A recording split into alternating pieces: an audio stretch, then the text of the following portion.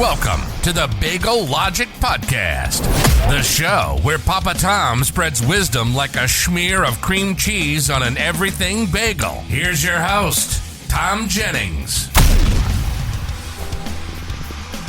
All right. Hello, everyone, and welcome to the Bagel Logic Podcast. I'm your host, Tom Jennings. We have a very, very special guest, and I just got to thank you right away. I listened to you for so many years on the radio. It's very cool to kind of see. I was on the show once many years ago, and I know you had a lot of guests, so I don't expect you to remember me.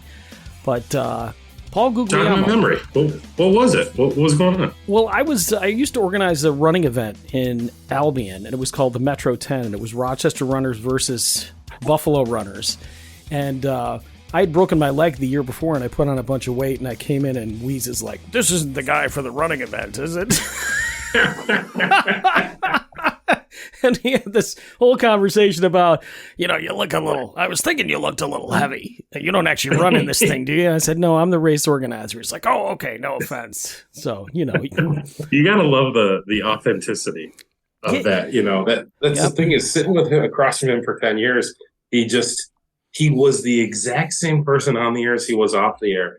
And I know people say that, and you've heard that said before, but you don't understand how actually rare that is with media personalities, not just radio, but media personalities in general, for someone to be that authentic.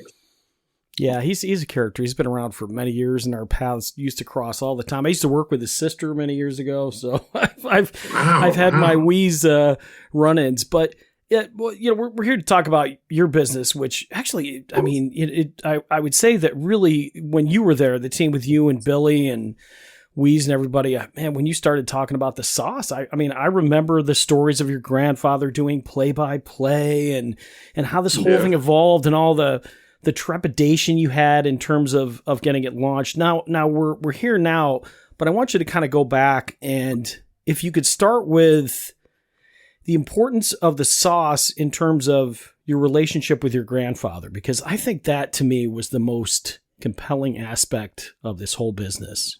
I appreciate you saying that, because I get that all the time, that's the core. That's at the core of what started everything.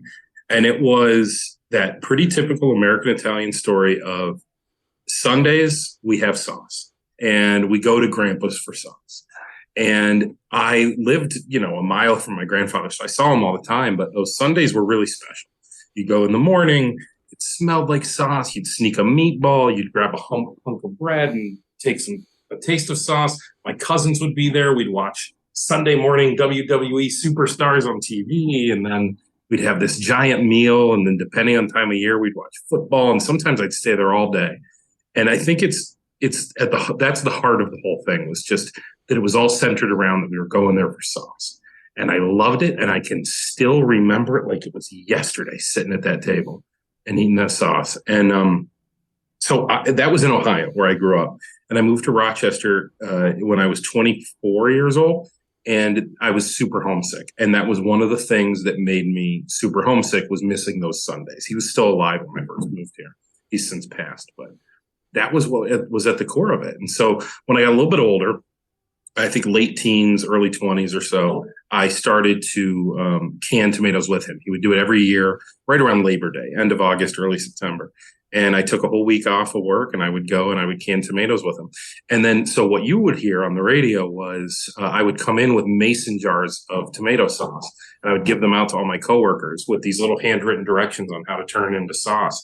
And Wease and Bob Lonsberry, to his credit, both of them just thought that was the coolest thing in the world, that I was going home for a week just to spend time with my grandpa to can these tomatoes. And that was really the beginning spark of like, wow, maybe this could, I mean, at that time wasn't even a business. It was just that other people think that's cool. That it was a story that resonates, I should say. Yeah, and that's so important, because I think a brand, it needs a face, and when a company loses that, they kind of lose a piece of them. But that stories that said, I'm a grandfather now. I've got a 4-year-old granddaughter, and we just have such a special relationship. And when you were talking about your relationship with your grandfather, mine had passed before I was born, so I kind of didn't get it until I had a grandkid. Then I was like, wow, like I get it. There's a relationship between a grandparent and a grandchild that's it's incredible. Just a little different, right? Yeah. There's a different magic to it, I think. it's, mom and dad are who they are. They're mom and dad. And of course that's rock, right? That's solid. But grandma and grandpa are just it's almost all positive, right? Grandma and grandpa never come with any negative at all. Mom and dad come with negative. It's bath time, it's shower time, eat your vegetables, right? Grandma and grandpa are right there with the candy, telling you to stay up late, taking you wherever you want to go, buying you toys, Grandma and grandpa are the best. Yeah, and I read about this, and I'd like you to expand upon it a little bit. I think I remember hearing you talk about it on the radio. Take me to that moment where you showed him the first jar of sauce, because I have it on video. Wow. Yeah, I actually have it on video. So you can actually go guglielmosauce.com. I videoed it. It was July 2nd, 2014. We made the first things of sauce, and the very next day, so July 3rd, I brought, a handful of jars home, and I had one that I had marked as first jar. It was the very first jar. And I knew which one to give him. And so, I pulled up in his driveway, handed him the jar of sauce. And he just kind of looked at it, and then he started telling stories about making it with his mother. And I never met his mother. That would have been my great grandmother. I never met her, but he started to then, pay homage to her. But he just kept kind of looking at it, going like, wow, because I had been talking about it for months, but it wasn't real until that moment, that exact moment. And so again, there is video of that moment. I am so happy that I had the presence of mind to get that on video. Yeah, I definitely got to check that out. And then the next major, I don't know if you want to, I guess it's a crossroads. I mean, I'm just gonna be real honest with you. When you decided to quit radio to make sauce, I was like, wow, that's a gutsy move. It really is. It was the scariest thing. It was the scariest thing ever. It really was. There was a lot of stuff that kind of came into.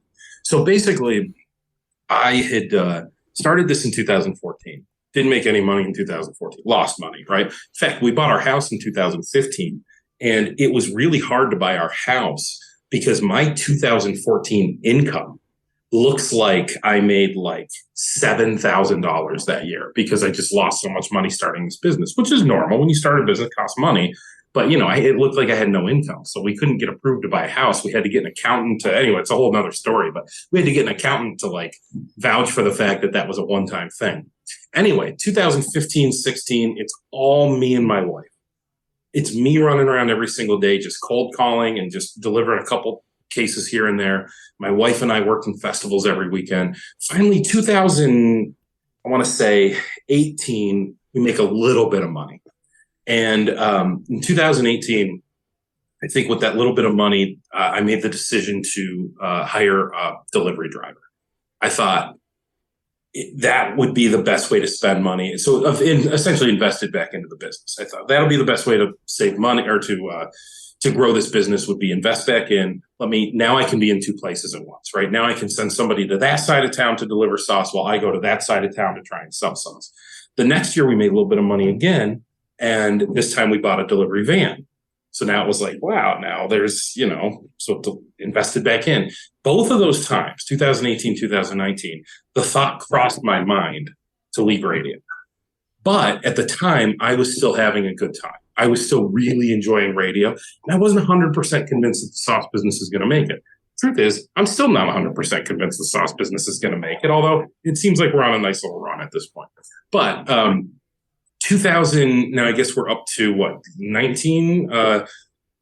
Some stuff happens in radio that I'm really not a fan of. I get moved. I get taken off of the Wease Show. I get put on another station. I'm not happy with this thing. I go to my management. I tell them I'm not happy.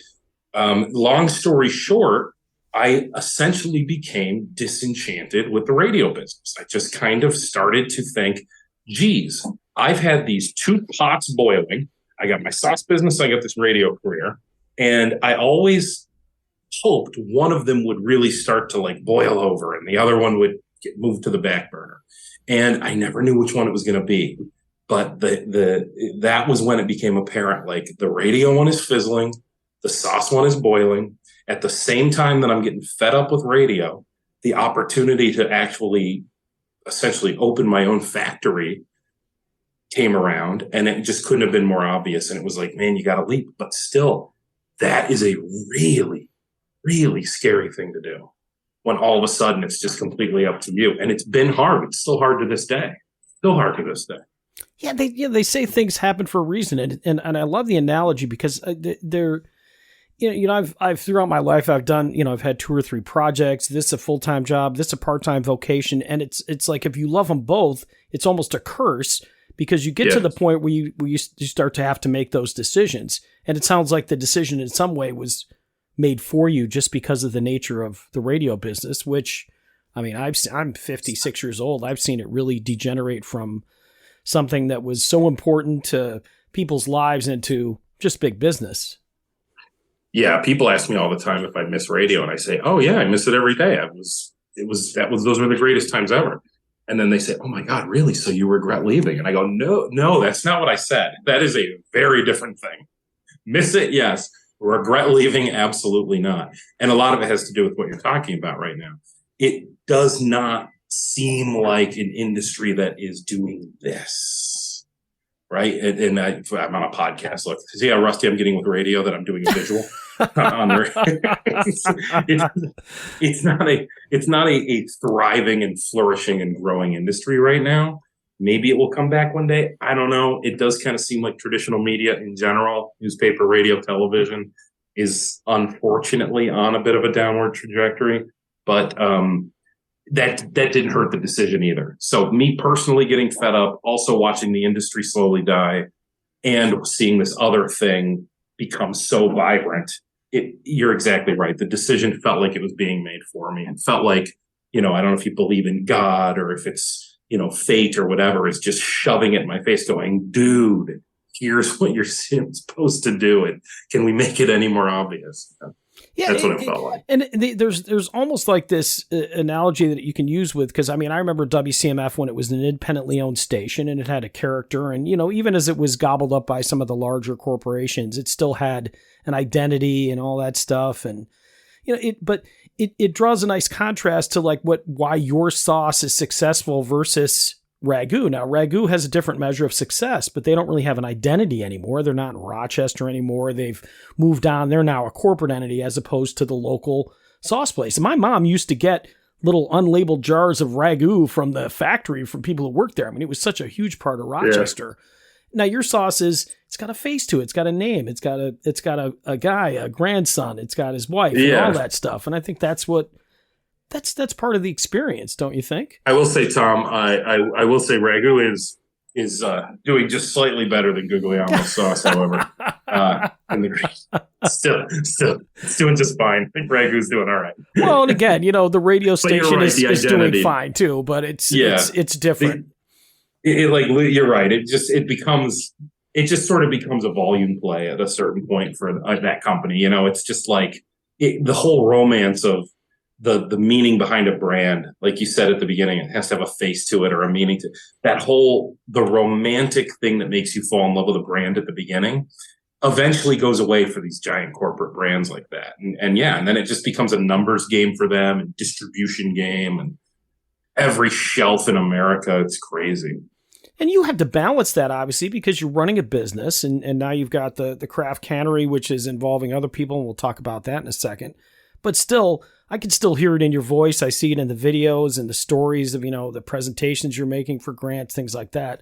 You're still having fun with this thing, even though it's probably tough. Well, that I'm glad you said about the presentation. So you're referencing Grow New York, which I don't know when this airs, but was recently. And at Grow New York, I had to give this presentation, and it went well for us. We ended up winning a prize, which was great. But what you don't see in that video that I posted is that after the 10-minute presentation, there's a 10-minute Q&A. And at that point, they ask you questions about, well, just anything. They're looking to poke holes in your business. They're trying to, just like Shark Tank, basically. And one of the questions was, are you just looking to exit? Meaning, is the whole idea here just build this thing up and then eventually sell it? And my literal words were, I'm having too much fun. Wow. That's exactly what I said on stage. No, I'm having too much fun. And I do feel that way. Because the truth is, if somebody knocked on the door of Craft Cannery tomorrow with $1 zillion and said, I'd like to buy your factory, Of course, for $1 zillion, I'm selling the business, right? But realistically speaking, even in that case, even if $1 zillion landed in my lap, I would probably say, yes, I will sell. I can't say no to $1 zillion, but can I still work here? I need something to do all day. Yeah.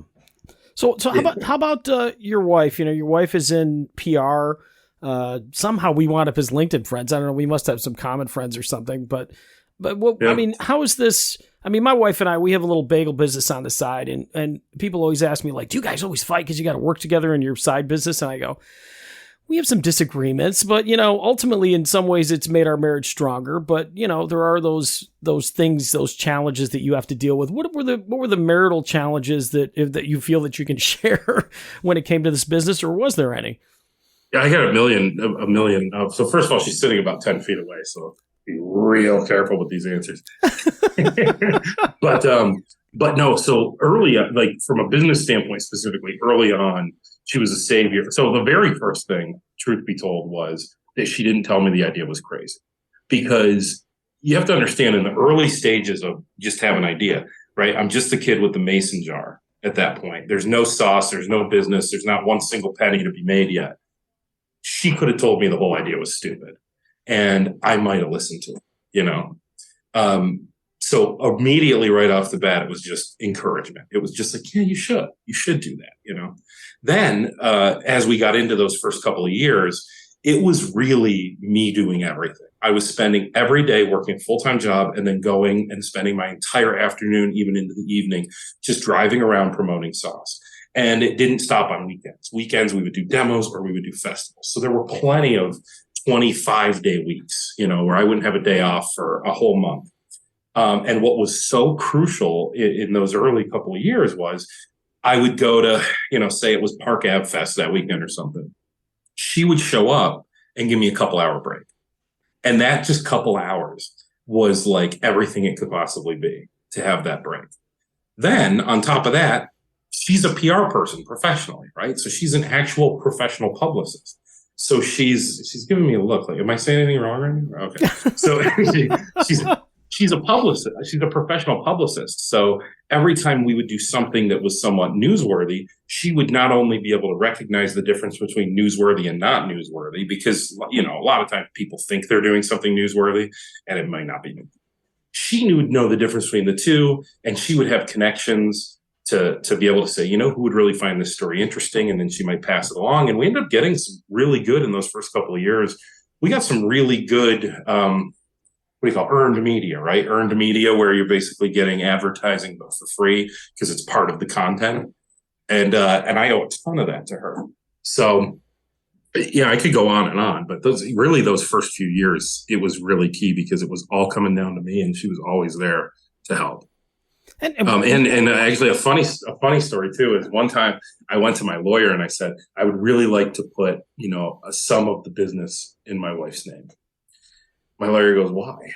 And I go, well, because she's been there since the beginning. She's done everything to build it. He goes, are you like worried about divorce or something? And I was like, no, it's not, has nothing to do with that. It's like, what if I die? I want her to take over the business. He goes, because if you're worried about divorce, any judge is going to tell her she owns 50% of the business because she was there from the beginning, helping you every step of the way. So you don't need to put it in her.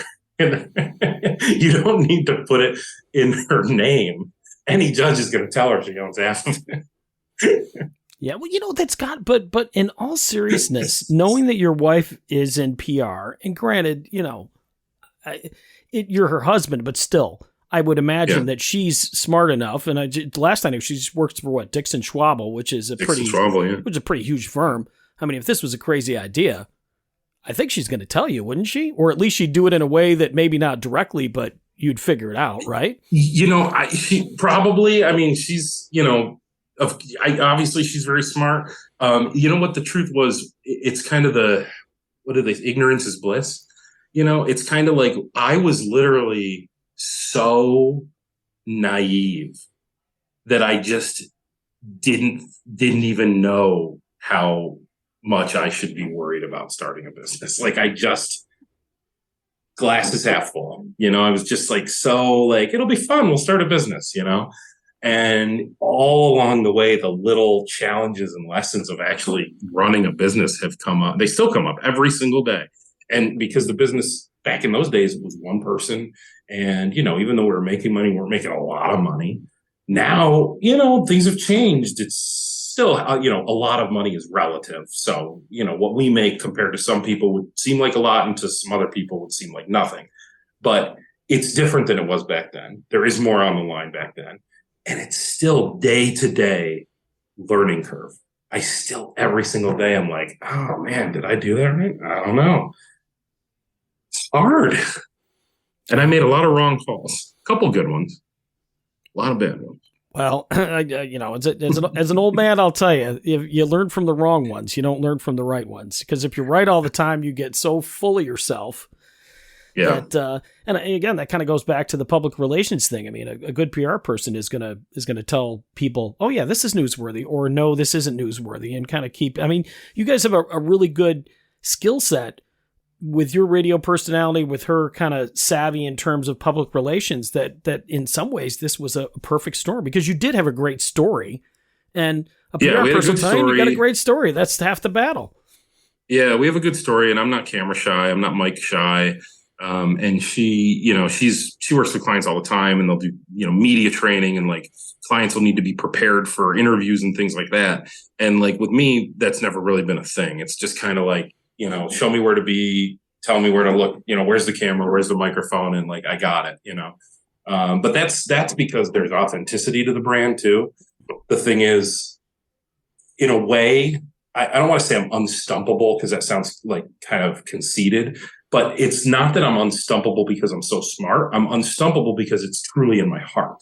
So anything you ask me about the business, I can give you an answer for, not because I have intelligence. I don't have intelligence. I'm not even close to the smartest person you talk to today. I'm probably on the lower half.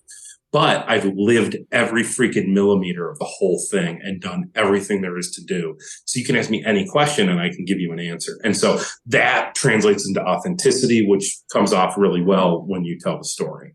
And it's to me, what drew me to you and the Wease crew on the radio is that you guys did seem to have a real relationship.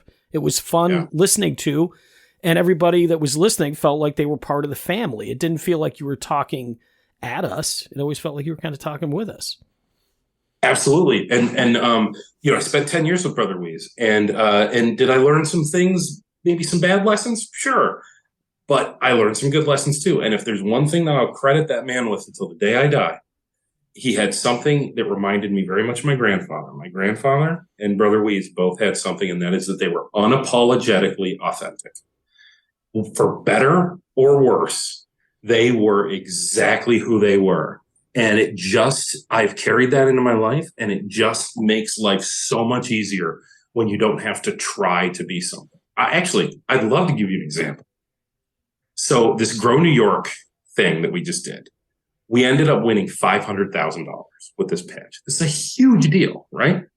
I had to give this pitch. Well, I had about 2 months to write that pitch. My first iteration of that pitch sucked.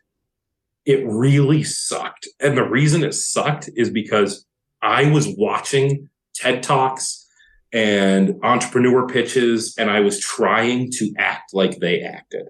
I was trying to use that language, and I was trying to make the points that they made. And it was just too hard because it was inauthentic. And one day, I think Leo got sick or something, or my wife got sick, or for whatever reason, I had to come home. And in the middle of a workday, like in the middle of a weekday, and I was up in our bedroom with my son, and he's laying watching TV, and I had my laptop, and I just threw away the entire pitch, and I just opened up a Microsoft Word document, and I just started typing the pitch, and I didn't do anything other than just say it the way I would say it if I was talking to you or talking to her or talking to my mom or my brother or my best friend or whoever. And that became the pitch that I actually used on stage. It was just authentic. And that I owe to Brother Wease to this day, and my grandfather, honestly. They were the two most authentic people I ever knew. Yeah, I loved watching. It was just the enthusiasm. You were just like a little kid. I loved it. It was you're standing up and like, here we are, and it's I mean, $500,000. That's a nice amount of money. That's great. I mean, it's unreal. It's to me, as I said, it's like weird just thinking of this guy having this conversation on the radio about these tomatoes and sauce and everything, and then here it is, all these, I don't know, 5-6 years later. It's still a really cool story. Now, to shift to craft cannery, which now you're helping other people's dreams come true. I lived in Albion up until about 1.5 years ago. So you did the Albany sauce, I believe, right? You helped him? Yep. That's right. Yeah. Yeah. Yeah. People are always surprised when we talk about that, when they find out that my company is behind other people's pasta sauces, meaning that we manufacture for them. Now, it is a weird thing. I have to tell you, it's a tough business because there's confidentiality in place. Mm-hmm. So in regards to what brands we make and stuff, and also it's really tough because you want to protect. So something like, like one person who always is okay with us promoting that we make his stuff is Howie from Sticky Lips. We make Sticky Lips barbecue sauce. But I have to be really careful about how I say that when I say we make Sticky Lips barbecue sauce, because what I have to be careful is that people don't hear Paulie Guglielmo makes Sticky Lips barbecue sauce, because that's not necessarily true. I happen to own the plant that Sticky Lips contracts to make their proprietary formula that they created. So, do you see what I'm saying? How that can get a little sticky? And so craft cannery is tougher to promote for that reason than Guglielmo sauce, which has this great story. I think craft cannery has a great story too, because we help the 3 segments. We help restaurants like Sticky Lips, we help the startup entrepreneurs, and we also do work with some regional larger brands. But it's a little harder to figure out how to promote it, because I can't necessarily just go out and start listing all the sauces we make. That being said, we make a ton of different pasta sauces with other brands. And people are always surprised to hear that. And I'm always like, no, I freaking love it, man. I love it. There's nothing I love more than coming in the morning and like sauteing onion and garlic, because I'm first one in every morning. I get those kettles fired up, and I usually get those first few ingredients in the kettle. And pasta sauce day, whether it's mine or somebody else's, are my favorite days. Love those days. Well, it's really just it's a win-win for everybody, isn't it? Because you have you've got some street cred because you've done it, right? And then so somebody comes into you with a sauce idea. I mean, you can help them make that dream come true. And I'm sure you knew the hurdles that, I mean, there had to be all kinds of issues just to get to the point where, if I remember you talking on the radio, just getting the ingredients label and getting the calories and then, having to send it to all these labs and everything like that. I mean, you don't think about that stuff when you're just making a sauce. You go, hey man, I'll just put this in a jar and give it to my buddies. It's like, man, there must have been so many different things that popped up that be like, oh, you got to do this, you got to do that. And I imagine you've been able to help other people avoid having to learn the things you did on the fly. Yeah, I never want to discourage anyone, because literally none of it, not a single step along the way is hard. Not a single step is like you have to have some, wealth of knowledge that's so beyond anything. It's just a lot of steps. It's just a ton of steps and hoops and things to keep straight. And so, yes, to your point, I did spend, the better part of a year, even more, honestly, over the course of the next couple of years, building this giant network of stuff to kind of consolidate all of those hurdles and hoops that you have to jump through into just one little program. And so now when startup entrepreneurs come to me, I'm able to just kind of say, here's what we're going to do. A, B, C, D, E, F, done. Sauce on the market. And for me, that was driving to Geneva, calling this guy, calling that person, showing up at that thing. That was it took me years to like consolidate all that knowledge, Yeah. Well, that's awesome. Well, I want to be respectful of your time. It's we're at 30 minutes in. Anything you want to share with people that maybe we didn't get a chance to touch on today in terms of, I don't know, something you'd like to promote, or just a moment that maybe you've never really thought about until just today? That's such a good question. I wish I was better prepared. And my wife just yelled from the other room and said, say yes, say yes. What do I say? She's, come on, publicist, tell me what to say. I don't know. I just, Yeah, I'm so grateful. I cannot believe it. It's like, I look at the calendar, it's 2022. I remember 2012 like it was yesterday. I remember sitting on the Brother Wease Show. 2012 would have been before I started the business. So I remember, that was my whole life, putting in these super long hours. And to think 10 years later, we have, the Guglielmo sauce. We've got craft cannery. We have I own a bottling plant. I can't even believe I say that out loud. And then earlier this year, my wife, my mother-in-law, and I, as a trio, as a team, invested in and purchased another business called Redbird Market in Fairport, which is a little grocery store in Fairport in the Village Landing.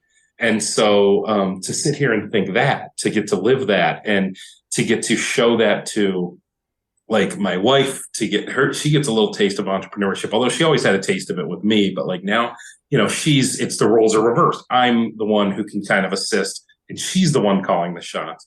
And my mother-in-law is this woman who just has been, I've known her for, 12 years, and she's just this scrappy, super street smart hustler. And I always knew that like she would make a good entrepreneur, because I think sometimes people think that you have to be really smart to be a business owner. And in some cases, sure you do, but in a lot of cases, you just have to be freaking resilient and scrappy. You know how it is with the bagel shop, you just have to have the thick skin and never say die attitude and stuff. And I always saw that in my mother-in-law. I always thought she was like that. And so I'm so glad that we were able to invest in in Redbird Market. So I would say it's thankfulness. It's, we're just coming off Thanksgiving and sitting here looking at this going, what in the hell did I do to deserve all this? Right. We come off Grow New York. Like, it's crazy. It's absolutely nuts to think that this is all, but it also scares the shit out of me, because I think, well, there's karma involved, right? So there's got to be like something that's going to go wrong here in the very near future. So I got plenty of shit that goes wrong every day, though. Actually, now that I say that again, never mind. I got shit going wrong every single day. Every day, something. You know what the bad thing about owning a manufacturing facility is? It's full of machinery. You know what machinery does? Breaks. Oh yeah. Oh, trust me. I know. So yeah, that's great. My sister is a employment law attorney, and she's represented the poultry industry, and she just had a full-time job defending cases where people were getting hurt by the chicken processing equipment. So thank your lucky stars you don't have to be in that line of business, but it's tough. Yeah.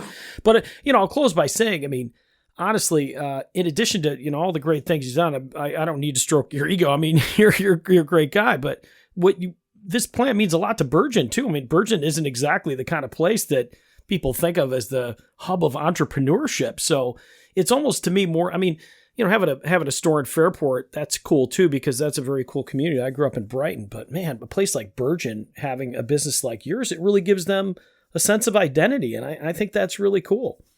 Yeah, and to be honest with you, we're in the shadow of another really great entrepreneurship venture in Bergen. Bergen is the home of a company that, it's not a sexy company. Not a lot of people have heard of it, but it is crazy successful, and it's Liberty Pumps. Have you ever heard of Liberty Pumps? Yep. So Liberty Pumps is American dream situation. It's like, I don't know how many years ago, but decades ago, one guy in his garage making pumps, like sanitation pumps. And now that building they've expanded 3 times since we've been out there. I mean, they've got hundreds of employees. They're an ESOP, which is cool. That's an employee-owned business. So Liberty Pumps, to be honest with you, as much as I'm proud to be in Bergen, and I hope they're proud that we're there too, Liberty Pumps is a real crown jewel when it comes to entrepreneurs planting a flag in Bergen. Yeah, no, I've driven by there a lot. I didn't make the connection because they really have built up, and they have a pretty nice new facility. Giant, they 490, right? Yeah, and they just keep building and building and building. And if you learn the story of that place, it's like the Ragu story. That was just a guy building pumps by himself. And now look at it. I love those freaking stories. I just think those are the coolest stories. What about, real quick before you cut me loose, so tell me about bagels and stuff, and your take on entrepreneurship and owning a business. And well, we have a similar outlook in the sense that similar kind of origin story slightly, because during the pandemic, I'm a teacher, and I didn't have to go to school because the kids were remotely learning.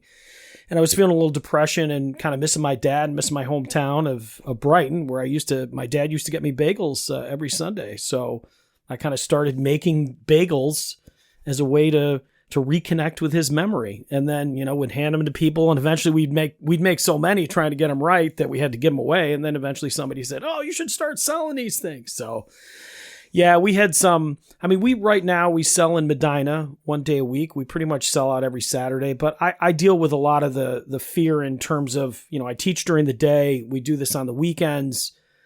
I don't know. As much as I'd love to take the leap like you did, that's part of the reason I reached out to you, because I was like, man, I envy you having the ability to do that, even though you were pushed on some level. I haven't gotten there yet. Yeah. Yeah. Well, it'll come. You just keep pumping in that direction. It was, and at some point it is a leap of faith. I don't know if, even as much as I felt like I was pushed there, I still don't know if there's ever, I think, actually, I say it to my wife all the time. I think if you're waiting for the perfect time for anything to happen, you'll just wait forever. Yeah, no, I've been told that. But, it's either way, it's kind of like if I'm watching the Buffalo Bills, even though I'm not playing, I still root for them. I feel the same a lot about your business, Oh, thank you. And I have that connection, like, oh, this is a guy that I just really want to do well. And I'm glad that you are. And who knows, maybe our paths will cross in bagels or whatever. But I just think, we need more stories that are good. Yeah. True. We need more people to root for. Business, I think a lot of times, and even being a small business, sometimes you gravitate towards your angriest customer. And that was one of the things that I had to learn, is to get away from them and be around the people in the community that support you and love you.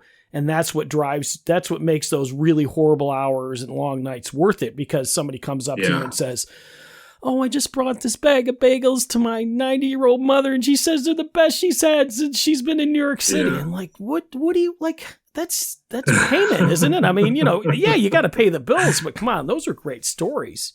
It's so true that there's nothing more rewarding than the person, for us, the entrepreneur who launches the product, and they pick that first 15 cases with their label on it up.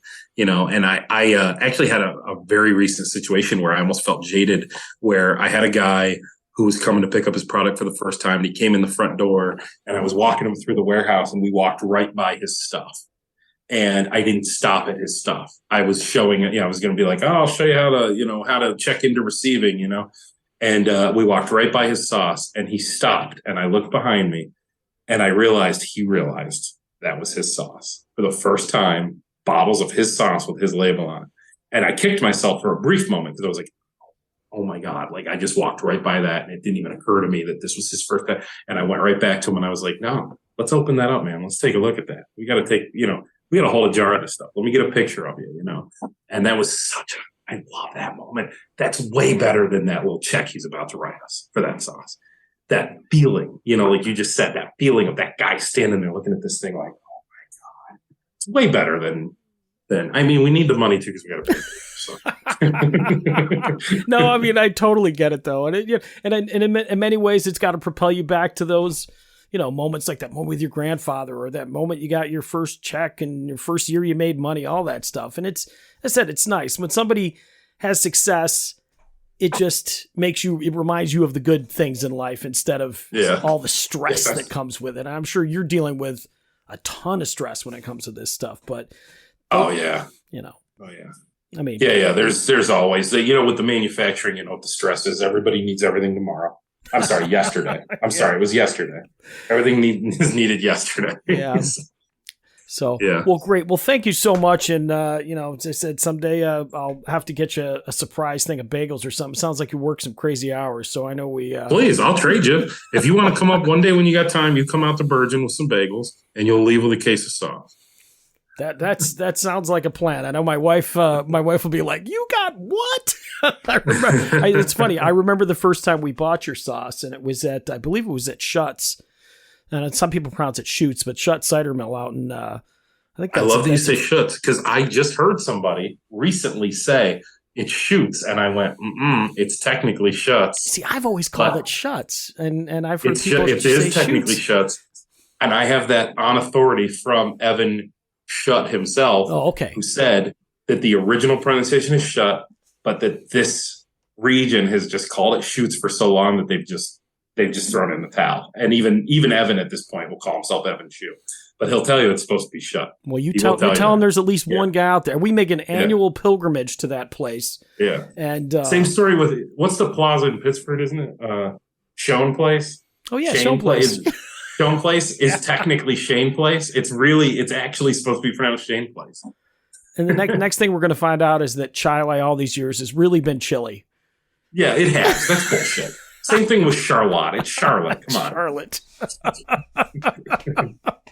Oh, some great stuff. All right. Well, I'm going to take you up on that offer for the bagels, probably after Christmas time. But I wish you very happy holidays, Merry Christmas, and all that kind of good stuff. Thank you. Same to you, man. I really appreciate it. And wish you the best. This was I was excited when you said yes. I said I had just watched that video where you got the 500,000. I was like, dang, I got to talk to this guy one of these days. So yeah.